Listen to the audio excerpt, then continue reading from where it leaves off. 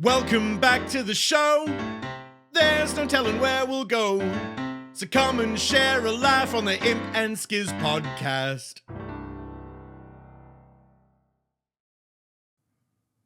Merry Christmas, Impulse. Hey, Merry Christmas to you, buddy. Look where it's happening. It's right around the corner. You got a pink hat on. I got braids. I know. You got... Be like Pippi Longstocking. Tis the season, man. It is. Tis the season. And yeah, I mean, Christmas is not too far away, and been doing my Christmas shopping, hanging all the decorations in the house, and made me realize, like, I really do, like, the holidays are stressful. Yeah. They get more stressful as you get older, apparently. But there's just so magic. Like, I think that there's so much magic in Christmas morning, and the kids getting excited about their stockings and unwrapping presents and going to see family and having a feast together. Just every time this time of year comes around, I get a little excited. I get like I remember when I was little and how it felt. And now that I'm older and I have my own kids, like I love it. Like I said, just seeing the magic in their eyes come Christmas time. So there's an electricity in the air in the holiday seasons. And I remember, and I was very, very fortunate when I was younger to have, parents that really lean into it. And my mom, what she used to do for Christmas morning, oh, dude, I'm telling you, it was like the most magical stuff of what my mom did. And I remember wanting to see, can I match that? And it was unmatchable. It wasn't going to happen. Right. But I'm with you, the energy. I'd like to go into some of our like fun childhood memories of Christmas. But what we're feeling here, like I'm bummed right now. Like right now I'm bummed because I have not put up my Christmas lights yet. You're going to do it after. Yeah, I need to. I'm in the same boat. I'm doing it. And it's important to note it. Yeah. It's on my schedule. So as of this moment, it's not like Christmas is next week. Obviously, we recorded this, weeks prior or whatever. So we sort of just entered December, and we're going to start doing that. And I got to tell you, so every, you do it, you put out the lights for yourself and your neighbors and your kids eventually. And I'm super stoked to do it when my daughter comes back from New York, and it's like she, even for Thanksgiving, she came back for a little bit, and I had a big old inflatable turkey in front of the house, nice. and that she really liked it. Neighbors liked it. I saw a grandmother walking her granddaughter and their dog Proton, cutest dog ever, and they were taking a picture in front of the inflatable turkey. Nice. They felt like they got caught when I walked out my door. I'm like, no, keep going. This is amazing. She's like, I just love this turkey. So it was special, right? So now the turkey's put away, and it's time to start looking at all the other decorations. And my lights are old, and I want new stuff. Impulse, I almost want you to talk me into it, but maybe after the podcast. I found an inflatable Santa. Do it. Oh, dang it. This thing is That's all you need. You're doing it. Dude, it's $200.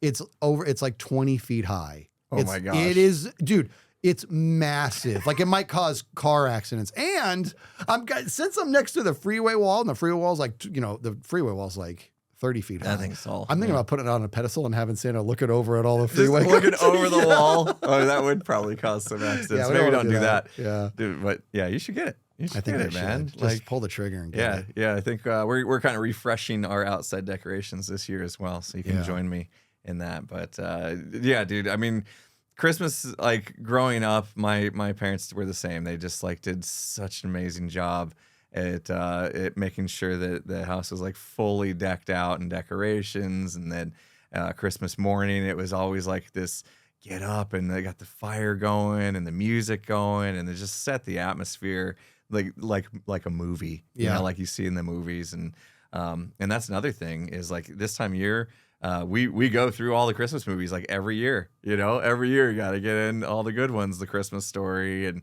all the way through to like Elf. We go through them all. Like last night, like you mentioned, like we recorded this a couple weeks ago from the time it's coming out. So we were just into December. Last night we watched The Christmas Story. Oh, such a classic, man. Yep. It's in fact, hold on for a second. That guy, I'm not going to remember, but the kid who played Ralphie, right? Obviously he's a full grown man now and has been. He is in a movie that you've recently seen, and I'm gonna have to find it. Maybe not even recent, but I saw that he's in this movie. I can't remember. I'm like, that's him. Like he was still like doing so. You would never recognize him. They just came out with The Christmas Story Christmas, Oh boy. which is him. And now, he's older and he has kids, and he goes back to his hometown where his mom is because father passed away. Spoiler. And so they go through like him reliving Christmas like in his house with his new family, and seeing his old friends, and Schwartz and whatever his name was, Flick. They had weird names. The kids, his friends. Anyway, oh yeah. So they went through they go through that. So there's that one out there too. Like it's crazy. Maybe it's part of it, but no, he was in. Yeah, in any case, I'm with you because that movie, A Christmas Story, it's kind of a staple. You got to watch it, or at least have it playing on the background at some point. And when I think about when I was younger and what made Christmas morning so special, so I have two brothers, right, and they're older than me. They're like 8 and 7 and 8 years older, 8 and 9, something like that. Maybe I should know that. But they, my mom used to do this thing where she would use different wrapping paper in regards to which present is whose, right? So I had my own, my brother had his own, and so you could tell. Well, I was too young and stupid to know, so we have this on tape. I wish we didn't. It's 1984, and I walk out, and dude, there was always, and here's the deal, there was always one big present for each of us. This was the year that my brother got a bow, like from bow and arrow, like a compound bow. I got a tether ball, which was awesome, and my other brother got a telescope. I remember this. This is amazing. And I remember I hugged the tether ball, and this is back when, and we were filming this. This is VHS, okay? I'm going to really date myself here. This was VHS, and so you can film with your phone today. This is where it was a big giant camera that hoisted onto your shoulder, and then there was another whole battery pack that also held the VCR player itself. Like, it's the most ridiculous thing ever. And my dad set all this up, and it was just on a tripod or whatever. And I'm sitting there looking at and I'm hugging my tether ball, hugging it, and I just, for some reason, I can't figure out why this was, but I didn't know, I thought it was my only present. And I said, I only got one present. And both my brothers point at the row of presents. These are all yours. And I was like, oh. And dude, my mom and dad started laughing so hard. But before we would even get into presents, there was always stockings first, right? And our stockings would be chock full. And we would, and the brothers, and me and my brothers would always sit on the couch and go through our stocking stuff. And there's always the gold coins at the bottom. And we just would, it was like so magical until we agreed it's time to go over to, open the presents, right? So every year it was the same story, to where I would get up first, and then I would wake up one brother, and he'd say, go wake up your other brother. So then I go in the other room and I go, it's Christmas is coming, because I'm the little one, and he's like, go wake up your other brother. And so I'm like, but I just woke him up. He's like, oh, wake him up. So I go back. So I'm ping-ponging back and forth. I'm just over it, right? So then one year, dude, I'm getting, I'm not old. I'm getting just a little bit. It's like maybe 1 or 2 years later, my older brother woke up, my oldest brother woke up first, and he woke me up. He's like, hey, man, it's Christmas morning.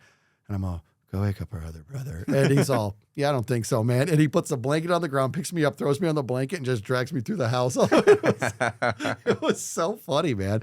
But those memories they stick with you. I know. I remember being at that age and like couldn't sleep. Just couldn't. I was so excited about Christmas morning that I just couldn't sleep. Yeah. And then when I finally did fall asleep, it was like for just a couple hours, and I'm up again. I'm like, is it time? Yeah. And it's like, check your clock, 4 a.m. Is that too early to wake them up? Yeah. So excited. And now it's our expectation to, I do my wife's stocking and she does mine, and every year it's the same thing. Or she's like, would you not spend so much money on my stocking, please? I'm like, well, I don't know what I'm supposed to buy you. Like I'm not going to fill it with candy. I want to get you stuff. So I get her like little makeup stuff or whatever. And every year I'm like, I'm going to keep it reasonable. And her stocking is always like $150 later, because everything, Dude, my wife has a budget. Here we go. Like, she's got a spreadsheet. Help me. This is what you do. So get a budget, for each kid. This is the amount of money that's going to get spent on Christmas. And it covers everything, stocking, presents, and everything. And then you take their list of what they want, and you put it into the spreadsheet, you figure out how much it's going to be, and then you figure out, okay, well, that one might be too much. Okay, we're going to leave that off, and all that. And then every kid we get as close to the budget as possible, so that they all are kind of equal. in what they got. Yeah. And then it's taken care of. You just have to set your limits, man. Yeah, but I don't set know your how to limits. do that. Like the kids know now. The kids like literally came up to us and they're like, "What's the budget this year?" So that they knew how high they should be asking, like how high to set the bar for what they're asking for. You know what I mean? Yeah.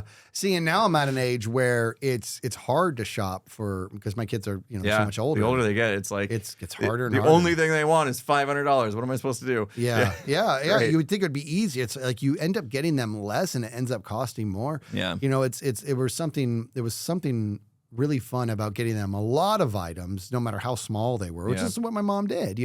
And she did this thing to where she literally would. So my row of presents would literally start physically small and get bigger and bigger and bigger. And at the end was the big present, it was just amazing. So we end up doing something similar to where we were like, okay, well, she has this and he has this. Let me see. Let's get him one more. You know what I mean? Well, we were just trying to keep it even. But as they get older, it gets harder. Yeah.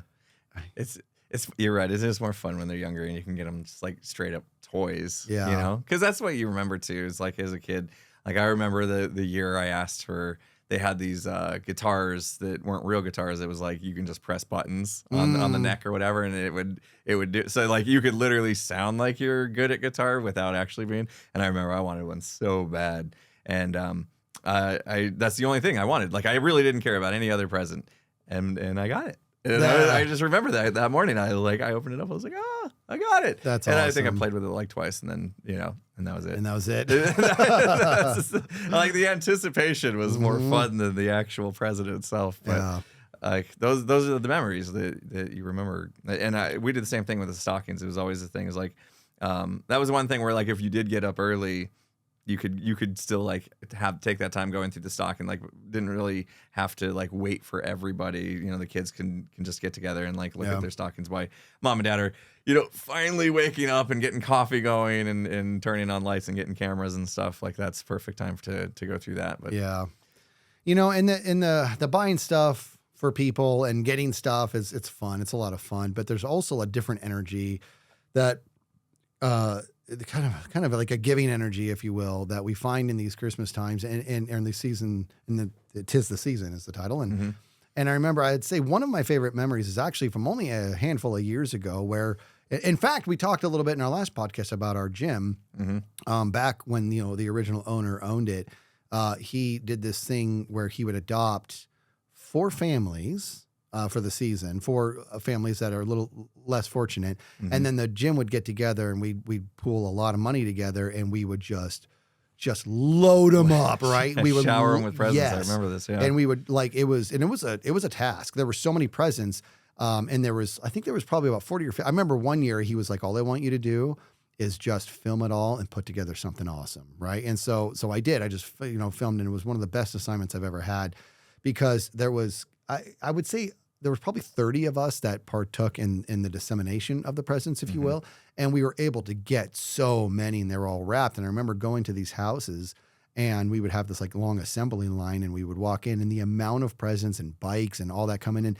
And these kids, dude, like one of them, oh my gosh, I'm going to get all teary-eyed here. One of them I'll never forget. Like he didn't know how to process what was happening. And the only reaction that was happening within him was intense glee, and I remember and the parents were great. I mean, everybody, here's the deal. They were grateful. We were too. You know what I mean? Like everybody was so grateful for this moment that we as a big like clump of humans were experiencing together. Yeah. And we did it for 4, it was 4, right? We did it for 4 families. Oh my gosh. Yeah, we would just go to one house, unload everything, and the family would just be super appreciative, and it was so emotional. And then we would get to do it again, and again, and again. And at the end of the day, it was just like we made a huge impact on these 4 families. Yeah. Like their Christmas otherwise would have been pretty bleak, right? Because that's the whole point. Like they couldn't afford to do what we did for them. So like, oh gosh, you're right. Like it was the kids. It was like, oh yeah, like that was the payoff. If there's any kind of payoff, in giving, like that was it. Like seeing firsthand, the glee, the sparkle in their eyes as they're watching every present come in. Like, oh my gosh, this is for me. Yeah, it was great. Yeah, because they were like, oh, this is so cool. It's 3 presents. They're 4. There's There's and then they're grabbing their siblings like, look at what's happening. Our gym came together and we did it up. Like it was ridiculous how many presents we were able to put together for these families. It was so cool. And that was because of him. I mean, that was the original owner. This is who he was. Yeah. He was giving in a very, almost like a relentless fashion. You know what I mean? And he was, it was his idea. He drove the whole thing. And it was like, oh, we're not phoning this in, by the way. This is going to be a huge deal. Yeah. And that was the only year we did it, I think. I think management changed after that. We never saw anything like that again. I could be wrong, but. Do you remember what we did the morning before we did all that?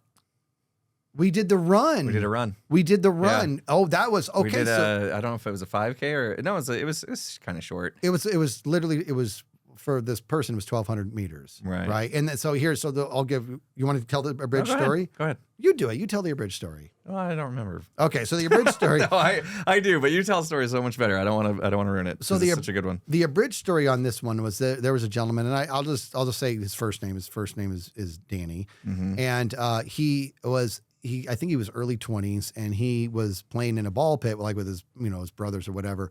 And he did a flip. He was a very, very athletic person, did some sort of double flip into the ball pit. And you saw at the last TwitchCon something similar happened. Yeah, and it made me think of Danny straight away when I saw that video. Right. So I don't remember the streamer's name, but that clip, and a lot of people know what I'm talking about.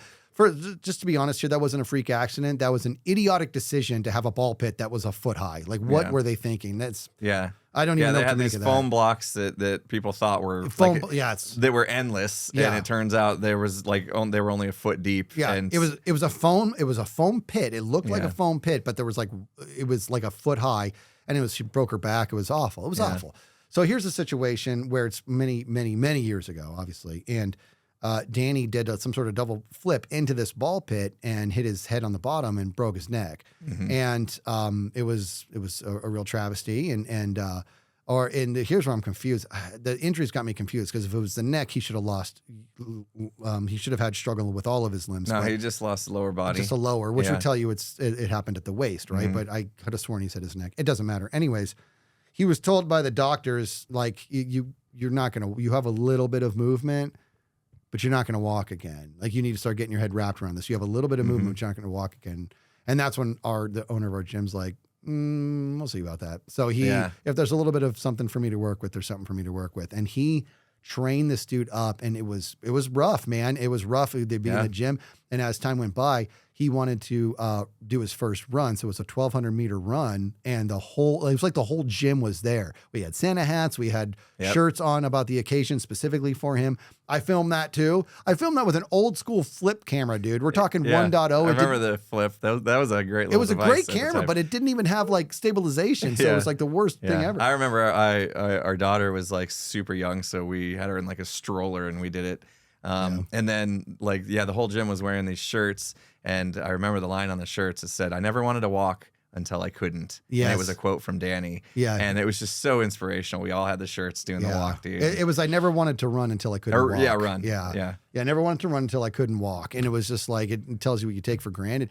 And we all came together and just did this run with them. And I remember, in order for him to do it, there was a stroller that the gym owner put a kettlebell in, so it had some stability, so that Danny could hold on to it in case it went. And then on top of that, they did have to put this apparatus on one of his feet to pull up his toe to his shin. Yeah, because his foot would drop when he picked it up. Right. But he did great, man. He ran the 1,200 meters. We all did it with him. And it was very it was a special moment, but it was very tied with, the season and all this and that electricity in the air I'm talking about, to where it was just people had such a compelling nature to just come together. Give me whatever cause you want, but I just want to be with people. I just want to come together right now. We did that. We did the 4 families.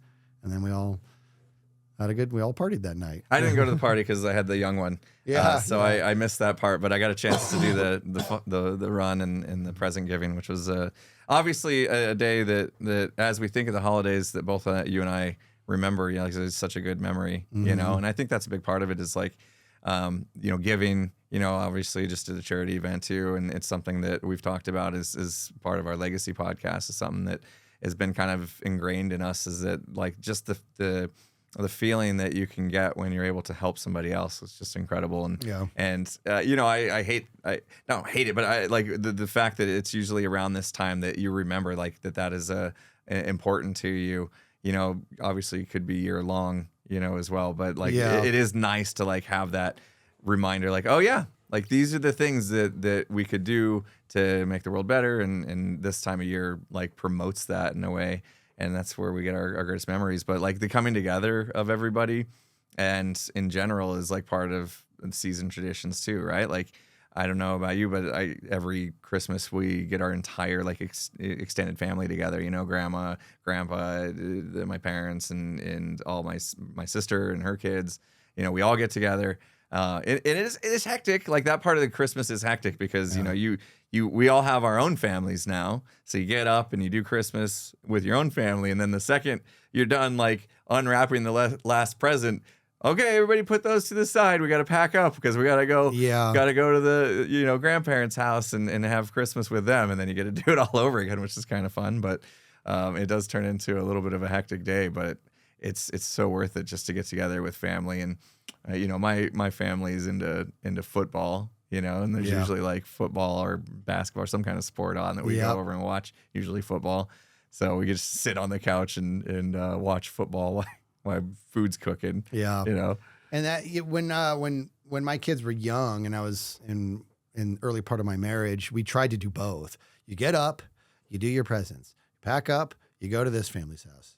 You pack up again, and you go to this family's house. Right? Like, you know, because you want to hit both the, you know, your family and your wife's family. Yeah, and it's hard, and it took years before we were finally like, that's it, no more. Every year we're gonna swap them. One family would be Thanksgiving, the other one will be Christmas, and the next year we'll swap that. Like that's what we're gonna do, dude. That was a game changer. It made holidays like that much more enjoyable because I kind of feel bad. I started to become kind of an old man at some point when the holidays would come. I was starting to dread it. Which is not good, dude. Yeah, because some of that like logistics is tough. You know, we're lucky enough. Like, so for Thanksgiving, my wife's parents live here.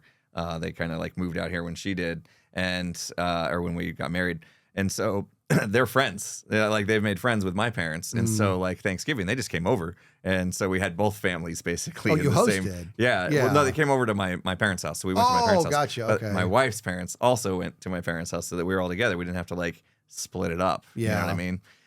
And in Christmas, it might probably be the same way, or they'll just come over. They just come over like the day before or whatever. That's we nice. We make it work. That would be so hard to do on. So my family tends to do. Whether it's Thanksgiving or it's Christmas or whatever, there tends to be a lot of people there, right? Like to the point to where I like smaller gigs. I just do. It's just my nature. I like to be with a smaller amount of people and connect with each of them. And I love my family very, very dearly, but without question, whenever there's like a gathering, I'll be there. I'm like, who's that? Who's that person? You know what I mean? Like there's that many people there. Wow. And I'm not a huge fan of that. It's nothing wrong with it. I just don't like it. But on my wife's side, they're much more quaint, right? And I really, really like that. So it's one of those things to where it'd be like, well, you can come join this side, but on top of that, there's enough people over here to where now it's like over 50% of the people here don't know each other, you know? So it's like there's so many people. So we just kind of, you know, this year we're going to be doing it over on my wife's side of the family, which I love. It's just so relaxing, and they are very much a football family. So there will be football on, so I'm excited there. No. Yeah. I just realized fantasy football teams today. Yeah. Yeah, we don't need to talk about fantasy football. We gave up. We're that bad at it. Let's get back to Christmas because maybe there'll be a Christmas miracle and our fantasy team will finally win. For Christmas, the miracle one one win, sneak into the playoffs and just find a way to go the distance. Because gotta love sports ball. We've had the most unfortunate luck this season, and we co-manage a team. Yeah, but and I'll tell you this too. You want to know one thing I've like? It's more fiction based, but you know, one of my favorite TV shows is Friends. And they always they do Thanksgiving. The friends do Thanksgiving together. Friendsgiving. They do Friendsgiving. They do Christmas together. And I'm always been like, that just would be so cool. Like so cool to have Christmas with just friends. And we've actually joked about that, but you know, it's not the right thing because there's families. Yeah, you don't want to leave your family. No, family's got priority. We both understand that. But part of me is like, man, if a family wasn't in the equation, would we do a Friendsgiving where? Why don't we just make up our own holiday that they don't know about, and then we could just it's Festivus for the rest of us. That's from Seinfeld. Okay. I was like, okay, he didn't just pull that out of his butt. Yeah, well, I guess getting back to it, it's like little stuff. It's just like the little stuff. The what do they call it? The little elf thing. Elf on the shelf. Elf on the shelf. Yeah, having every day looking forward to my youngest getting up and wondering what he was up to the night before, and then searching the house for him, and then finally finding him, and this time he got into like the flour and stuff and made a mess, but there's a reason for it. It's because he really wants to make cookies for Christmas. And then now my daughter knows, today's the day we're going to make Christmas cookies because the elf got into all these supplies and made a mess in the kitchen. And like, that's the kind of like fun stuff that like, I don't want my kids to grow up. You know what I mean? They have now, like my two older ones have kind of grown up, and then the magic's not as much there, but my 11-year-old is hanging on, I think hanging on with a thread at this point. But like, I get to see that every day now, like her get up and it just like this first thing this morning, she get up and like walking around the house looking for the elf. And it was great. Oh, love it. See, my kids were too old when the elf on the shelf became a thing. And so I never got to experience it. And so I'm glad that so many people, I gotta tell you, dude, I find that it's endearing, but boy, is it creepy. And I think well, you have a fear of like clowns and stuff. Clowns and Muppets, and I do. Yeah. Like I don't. So the idea of the like, did you watch Chucky when you were 5 or something? What happened? No, you want to know where I think this comes from? In fact, I would venture both of these, like the Muppets and the clown stuff, comes from the original Poltergeist.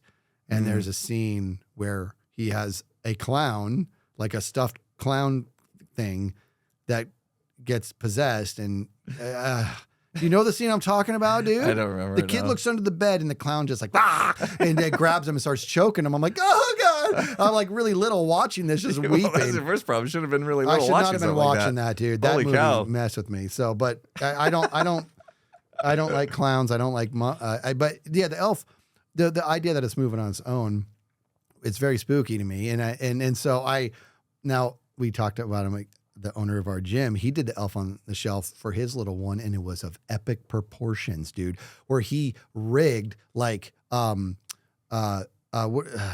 it called when you zip line? Jeez. Yeah. He rigged zip lines and had the elf, like when his little girl would like, I'm supposed to do this, and pull some sort of lever. The elf came across the kitchen on a zip line, dude. That's awesome. Like into place. Like, how amazing is that? That's awesome. Oh, dude. So I can see where the magic is, but it's just, if I was a kid, I think I would have been like, get this thing out of here. No, you're not allowed to touch it. Ooh. You can't touch it. It takes the magic away. There's a whole story behind it. Yeah. Is there really? Yeah, so you can't touch the elf. Okay. Santa might not come if you do. Oh. No, see, the elf's supposed to report back to Santa on like how you were as a, were you a good child? That kind of thing. Like that's its job, is keep an eye on you, report back to Santa. So it's also like a little, motivational factor for the kid to be good. Yeah, it's a creepy check. If you don't brush your teeth, the elf will tell Santa you didn't brush your teeth, and you might get coal in your stocking. That's awesome. It's cool. And then you guys did like the elves trying to make cookies. I like that. Yeah. I like that. I think about one of my favorite toys that I think I got. When I was younger, I really liked remote control stuff. And I remember I got a remote control hovercraft. And what this is instead of wheels, it had like a bladder underneath it. I remember those, and the fan would blow air and it'd come out the edges of the bladder. So it did actually kind of hover. It kind of hovered just a little bit. And you could go over puddles of water. Yeah. You could even, like, you weren't supposed to put it in the pool, but as long as nothing went poorly, it would work or whatever. Dude, here's the thing, homie. It's ridiculous how good I got with this thing. Do you know how hard it is to get good at an RC hovercraft, dude? Like, I would be like coming around corners and drifting around the corners and stuff like that. I remember like when that thing broke. And it had 2 fans on the back. That's how it propelled it forward. And based on what you were controlling it, one fan would give a little bit more gusto than the other. Yeah. Oh, dude. I remember that thing. I don't know if I actually had one or just a friend had it. but I do remember that. Yeah. But you're right. Like the remote control stuff. I remember one year, and I was pretty young. I got like this 4x4 truck, and I think I got a blue one. But okay, so hold on. For anybody listening, his hands are about a foot apart. He's talking about a little. He did not get a 4x4 truck. Yeah, no, a little tiny RC remote controlled car. But I opened mine and I was like, it was one of those times. You ever have that where like presents are related? So it's like, okay, you open yours at the same time as you open yours, and here you go. So it was like that, but it was me and my dad. And so I opened mine and I got this blue 4x4 remote controlled truck, and he opened his and he got a yellow remote control truck. And we lived in a cul-de-sac, so it was like that was like the first thing we did after we were done opening presents is like take these trucks out into the cul-de-sac and like race them and stuff and like just go around in circles, and it was like me and my dad just with remote control cars. Like how cool is that? And it was a memory that I'm never gonna forget now. See, I love that. I also like the energy at school, right? Like back when you're in school, in elementary school and stuff like that, you're kind of tidying up for that 2-week vacation, and there's there's Christmas decorations all over the class, and people just had that feel. And then everybody goes away, and then they experience their Christmas, and they come back, and people got new clothes on. Yeah. What'd you get? What'd you get for Christmas? That was always the thing. Yeah. To talk about. It was like Christmas was always like kind of like a reset button. You know what I mean? And but the thing this is no joke too. This is what I hate about Christmas. There we go. It's the season. Let's talk about what I hate about Christmas. Okay, let's turn it, Mr. Grinch. Yeah. Well, it's I hate it when it's over. And what I mean by that is when I take all the lights off the house and the house looks so boring. Yeah. Yeah, and we can't leave them up because we have homeowners association that get mad. And then also we don't want to leave them up because it's silly. I mean, I don't want it to be over. No, actually, I looked into it. Me and my wife talked about it. I was like, is there a way to have permanent Christmas lights that are like okay, like the HOA is not going to get mad about, and they would like blend in with your house basically until you turn them on, and then they're nice and bright. And there's a thing. There's actually a thing. Unfortunately, I don't think our house is built in a way that we could actually do it, but like normal, like with the wood overhangs and stuff like that, you could get away with it. But we looked into it. It's a thing. You could have your lights up full year round. But you're just talking about the lights blend in, or the like the lights that you string up actually are like chameleon lights, basically. They like blend in with they're off. Your house when they're off. Okay, there we go. That's what it's at. You're just doing it so that you can be lazy and you don't have to put it up and right. down. I just want to leave them up. I don't want to go through the process of hanging them and taking them down every year. Because that's what I'm doing this afternoon is I have to hang them up. Yeah. I need to get new lights, man. But I like hanging them up. And what's interesting is I typically, and I blew it this year, but typically I hang them up the day after Thanksgiving. Yeah. And I take them down on January 1st. Like I do that. It's not me. It's otherwise it gets away from me, and I'm that guy that has his lights That's up. what's happened to me as well, because once I started doing the No Kid Hungry charity streams, now those are on Black Friday, which is the day I would typically hang them up. Yeah. And then because that is 24-hour stream, it runs into my Saturday. Obviously, Saturday I'm a wreck. Yeah. And then Sunday is football. Yeah, see, there you go. So, that's why we're a week late now with hanging our lights. Yeah. But, yeah, I guess I should look forward to it as if it's like this is officially the start of the season for us. But my wife did a good job. Like she's got the entire inside decorated, and the tree is up. This is the first year we've had our cat for Christmas because we just got it last year, and that's a nightmare. Yeah, I love it. I watched you tell it. Yeah, no, this cat is the cat is the cutest cat in the world. I love her to death, and she doesn't like me. But she does. But yeah, the cat is just so intrigued with this Christmas tree that every single ornament has basically been taken off and chewed up by her, swatted around the house to the point that she's broken them, or she just randomly starts climbing the tree. Yeah, and we have to get her down, and so it's been a bit of a nightmare. My wife bought this like spray. It's like a rosemary. Apparently, the cats don't like the smell of rosemary. And so she sprays, anytime the cat's like messing with the tree, she sprays the tree a little bit so it'll stop. And then I come in from working and I'm like, whoa, it smells bad. Yeah. I mean, rosemary is supposed to smell good, but it hits me. It hits you when you open the door. It's just woof. Woof into like, your face. Oh my gosh. When I came over today to record the podcast, I ran into McBean outside and he was just going and getting the mail. And I said, hey man, what's going on? He's like, not much. And I'm like, and I don't remember how it went, but I said, like, how you been? He's like, good. And I'm all, well, that's not true. You know what I mean? And he's like, well, my dog just pissed on the Christmas tree. I'm like, oh, yes, I've been there, sir. I've been there. Because I have 5 dogs. And I can't even put presents underneath it because it's a nightmare. So, yeah, I'm losing some of the magic because of the dogs. But what are you going to do? But that's what happens when you take in animals, I suppose. Yeah. As you deal with that. Kevin Bubbles is worth it. Kevin Bubbles is worth it. Yeah.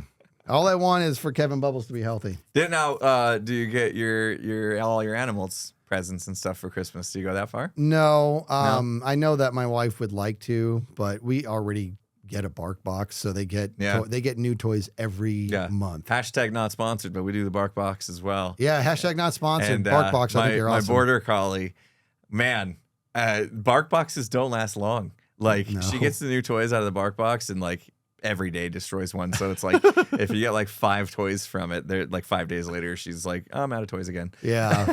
See, and I have 5 dogs, so that's they each get one. Yeah, you get this. This is yours. This is do they stick with it? Like do they give like, okay, I'm not touching that toy because it was given to Kevin. I'm not touching that one because it was given to Griff. No, so Kevin lets everybody know these are all mine. Oh, okay. And you can borrow them, but they're really mine. And they try to create their own Christmas. Because there's one of the dog beds that almost none of them lay on anymore. It's the toy bed. They all work together and put all the toys on that dog bed. It's like their own little storage. They keep it neat. I know. Yeah. I'm actually pretty impressed. That's good stuff. I think we'll do like a little stocking.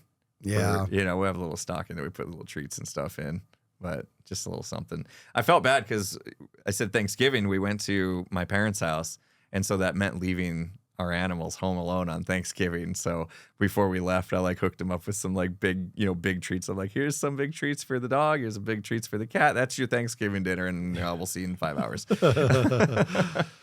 Yeah. What do you want for Christmas this year?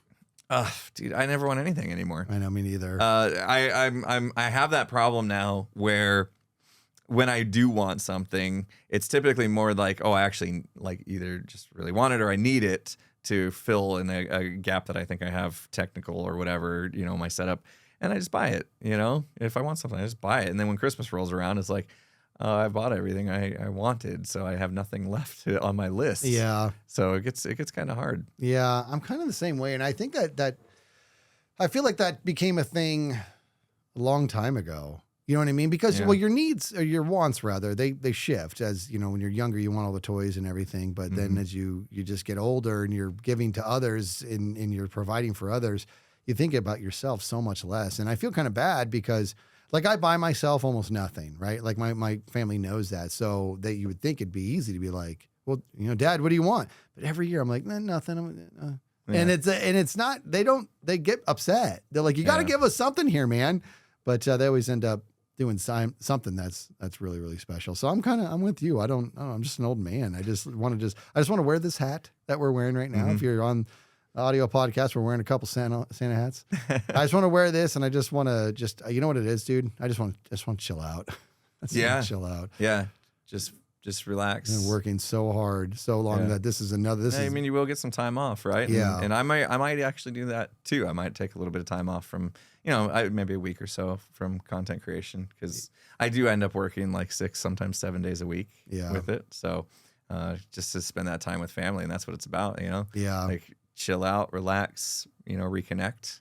Yeah. I like the fact that we're mainly talking about Christmas, but 'tis the season. It goes right into New Year's. Yep. And New Year's, as cliche as it is that reset day. Like, it's like, okay, you look back. What did I do this last year? Am I happy with what I did? What do I want to do next year? What do I want to do differently or whatever? And it's like what you accomplished in that year is like you're gonna get out of it what you put in. And this is the time of year when you start thinking about that. Like, how do I want to move forward? Yeah. What do I want out of my next 365 days? Yeah. And I actually really enjoy it because I personally, like, my wife and I actually started a kind of a reset or a shift in the way that we're living our lives early. And because we know that, like, when you get to New Year's Day, like, you can't just flip a switch. If you were living like a certain lifestyle, you know, maybe you're indulging in you know, alcohol or bad food or whatever, right? And then you say, okay, on January 1st, I'm going to stop all those bad habits that I had, and we're going to be perfect. It doesn't work that way. So we realized that, like, oh, okay, well, if we want to go into next year, like with a different mindset on how we treat our bodies or whatever, then that means we have to start now. And we actually did. Like we started last month, like just getting a better exercise routine, cutting out, you know, the fast food and all that stuff, and cutting down on alcohol consumption. So like we're heading in the right direction, so that like by the time we get there, it's not a big flip of a giant switch. That it's just like, okay, it's finally time to like make it zero if that's what we want to do. I got you. You know what I mean? Yeah, that's smart. Yeah. So that's smart, man. I mean, you would think about how many people you see in the gym on January 2nd. Right. Yeah, it's loaded. Yeah, that was always the thing. Yeah. Like, where'd all these people come from? Because you start the new year with this new ambition or whatever, but then like slowly you see them go away because they didn't actually like build up to it. They just like try to start, you know, cold turkey or whatever. Yeah. And it's tough to do that. Like it takes serious discipline if you're going to do it that way. And that ties into the you don't want it, you want it, you really want it, right? And it's funny because that's the people who disappear after a week are part of the I want it. And they use the turn of the new year as their motivation. But since the motivation wasn't coming from an internal source, that's why it burnt out. And it was, you talk to anybody who works in a gym, they're like that. January 2nd is loaded. They're like, yeah, give it a week. Yeah. Yeah. I remember that. Yeah. But I mean, ultimately it is a good time to reflect, you know, the holidays, you wind down, hopefully you can get a little bit of a break from work so you can like, just like seriously enjoy that time with your family, but then also like really kind of think about what you want to change. Yeah. You know? I mean, it's a good time to do it. I think any time is a good time to do it, but it's just a little extra motivation when you know it's like new year, new me, as cliche as it is, like I said. And it's also sort of a built-in timer, right? So as soon as the new year starts, when you do decide to pull some levers and make some changes in your life that you've been wanting to do, you're able to see the effects of those and equate it with it's been 3 months in now. It's March. We're 3 months in, and this is great. This is the new me, and it's not super easy, but there is something about the new year that, just like you said, is it's the great reset. It's starting all over. Yeah, I like what you got. I like the gradual approach so that you can pull that lever. Yeah, it's really tough to go cold turkey. We've tried it many times. You know, it's like a yo-yo thing, right? So I think we're finally kind of getting smarter about it and just saying, okay, we're not going to go from being like average American diet to being like full vegan, everything is super clean eating overnight. So we like little by little just started cutting out. Okay, less hamburgers, less chicken, less this or that. And then next thing you know, it's like, okay, we got to a certain point to where it was like, we hadn't had Culver's forever. And we were like weekly Culver's eaters. Yeah. Like, again, not sponsored by Culver's, but Culver's was like, it's super close to us and super good for a fast food style place. Yeah. And so we would have it like once a week because there was always like that one lunch every week that was just like super like stressful. We didn't have time to prepare it and just had limited time or whatever, needed fast. So we would eat. And then we replaced those with healthy eating, you know? And then eventually we thought, okay, well, it's been months since we had Culver's. You get that, like your brain's like, I remember Culver's being amazing. Let's just try it. It's been a couple months. We can afford to try it. We've been good. So this happened the other day, actually. Okay. Gave in. Went and got Culver's. Didn't care for it that much. Oh, wow. And it was like, so now we've like our physical like taste buds, maybe not physical, but mentally, like it just didn't taste right at all. And of course, immediately you feel like garbage too when you haven't been eating like that. And it was like, this is actually good. Like I'm actually not like upset with myself for breaking down and getting Culver's when we've been trying to eat clean. This was like a very good reminder that that's not my life anymore. And I don't need to crave that. Like I actually don't crave it is what I learned, you know, but I had to taste it once more just to see that. And now I know. I like next time it's like that little thought of, hey, let's get Culver's. I'll just remember like, oh yeah, last time I had it, I didn't care for it. Because now I'm eating differently. Yeah, that's really good, man. And that's stick to that, because if you do decide to give it a go again, you can come all the way back to the dark side. Right. Yeah. Yeah. It's easy to flip right back, because we've done that too with other things. So yeah. So this is the season. So you're building up to it, man. You're going to get to the first and maybe even pull some more levers. And yeah, that's the idea. So the reason why we're kind of doing this, I mean, there's many reasons. I think we talked about it in legacy and stuff, is obviously I want to be healthy. My wife and I, we really want to get more active. She wants to like hike, and I will enjoy it eventually. I know. So we want to get out and we want to get hiking and stuff. And in order to do that, we need to make sure that we're healthy enough to do so. And, obviously health is important if we want to live longer. But also our 20-year anniversary is coming up in June. And we've got a big trip planned for that, and we both want to look good. As artificial as it is, like we want to look good and enjoy it, and not like feel like we got to keep our shirt on when we're on the beach. Right. Well, she should probably keep her shirt. Okay, on. I knew you were going to say that. Yeah, probably should. But we're looking. Like there's always nice to have a little carrot, on a string in front of you to help motivate you towards something. That's ours. That's good. That's good. And what I think I'm enjoying about this holiday season big time is, and maybe it'll come back, hopefully it doesn't, but COVID ruined holidays for a couple of years there. Yeah. And I remember one of the Thanksgiving we did over like Skype or something, and it was terrible. Yeah, I remember those days. That was the worst. Yeah, back in when the world was completely upside down, and this is like now we're like you can go shopping and be with people, and there's now even the hiking, even some people were afraid to go hiking, that's what I'm thinking. Now it's it's like we're getting back to normal, and I'm excited for it, and so I'm like I refer to it as the electricity in the air, and it is, and I'm very happy and blessed, and this was a fun podcast, because it was just like, let's just talk about it. Let's just talk about just the holiday season and just have a conversation. Yeah. And we ended up talking about the gym and stuff. Yeah, no, our conversations always end up in places that, and we said it before, it's because like we just hit record and then kind of riff, but like there's also like, so you and I never actually get a chance to hang out. I don't know if we've ever said that on we have, yeah. We never, outside of like creating stuff or work or trying to like figure out what we want to do with our YouTube channels or streaming together, all that kind of stuff. Like we never just like hang out and just chat. So what happens is when we get together for the podcast, one of two things happen. We either like take a couple hours to just like chat about whatever and catch up, or we hit record and then chat about whatever to catch up. So, and that's what happened today, I think, is we kind of like hit record and it's just like, yeah, okay, whatever. Like you probably didn't even know I was going on this big trip.